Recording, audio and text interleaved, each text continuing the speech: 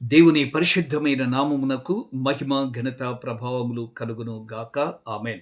అవసరమైనది ఒక్కటే అనే కార్యక్రమమునకు మిమ్మల్ని అందరినీ కూడా ప్రేమపూర్వకంగా ఆహ్వానిస్తూ ఉన్నాను. ఈరోజు 22వ తారీఖు 2వ నెల 2025వ సంవత్సరం.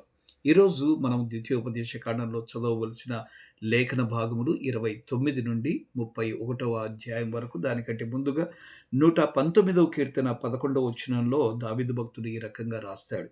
నీ ఎదుట నేను పాపము చేయకుండునట్లు నా హృదయములో నీ వాక్యమును ఉంచుకొని ఉన్నాను. ప్రతిరోజు వాక్యం చదువుట ద్వారా మన హృదయంలో అది నివాసం చేస్తుంది. ఎప్పుడైతే హృదయంలో దేవుని యొక్క వాక్యము నివాసం చేస్తుందో అప్పుడు మనం పాపము చెయ్యజాలము, చెయ్యలేము కూడా. కాబట్టి ఎల్లప్పుడూ రోజు బైబిల్ చదువుకుంటూ ఉండండి.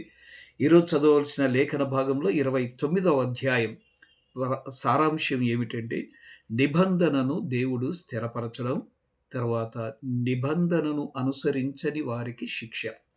30వ అధ్యాయంలో సారాంశము శిక్ష తర్వాత వచ్చేటువంటి దీవెనలు, తర్వాత ధర్మశాస్త్రం మనకు చాలా సమీపంగా ఉన్నదని చెప్తూ ఉన్నాడు.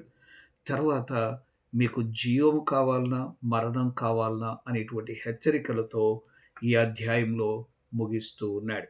31వ అధ్యాయం సారాంశం ఏమిటంటే, ఇజ్రాయేలుకు కొత్త నాయకుడు యెహోషువ, మోషే యొక్క నిష్క్రమణ మరియు చివరి మాటలు. తప్పకుండా చదువుతారు కదా.